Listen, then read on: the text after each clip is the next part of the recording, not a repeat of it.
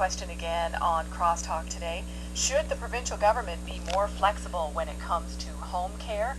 Jennifer McCreath, our next caller on the line from St. John's. Hi, Jennifer. Hi, Ramona. Hi, Michelle. Good afternoon. How you doing? Good. Your thoughts? Well, I can't help but think back to 2004 when CBC ran a contest on the greatest Canadian, and Tommy Douglas, the father of healthcare, won that. And I gotta think he's rolling over in his grave over issues just like this. I look at the Canada Health Act, I see 5 principles: administration, comprehensiveness, universality, portability, and accessibility. And it seems quite evident that most of these are being violated in this case. I think healthcare is a human rights issue. I also see moral issues. I see money issues. The government's willing to spend more money because of an old, inappropriate policy. Not to mention the fact that, as Mr. Rogers cited, he's had to go public and give up some privacy, take on stress. He and his wife, I guess in some cases, they're not going to work, so they're taken out of the workforce. There's just so many implications on something like this. Absolutely, we cannot let policies tie the hands of doctors. We need to allow the doctors to have a little bit more flexibility to use their discretion based on their qualifications to make recommendations such as a need for home care. The products need to be made available. The funding needs to be available no matter what part of this country you live in. Jennifer, do you know that Newfoundland Labrador, is presently the 3rd richest population in Canada per capita, but we're very good at talking poor? Good point. I was not aware of that, quite frankly. Jennifer, thanks a lot for the call.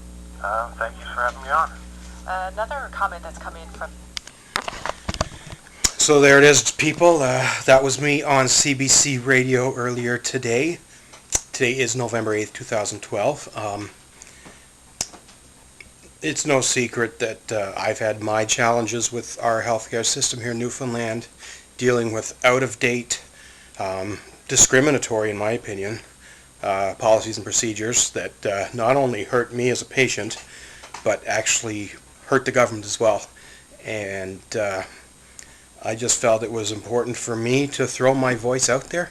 Mr. and Mrs. Rogers have gone through a lot of challenges with this issue, and I can sympathize on so many areas, from, I guess, the emotional struggles of having to go public over a healthcare fight, the disappointment, knowing that what supposedly makes us famous here in Canada, a great healthcare system, is in fact working against us. And it's just really upsetting that a government, one, would have poor policies and poor policy assessment and amendment protocol, but that even worse, that they tried to stand up and back up a policy that's clearly not appropriate. And we all as citizens need to speak up, speak out.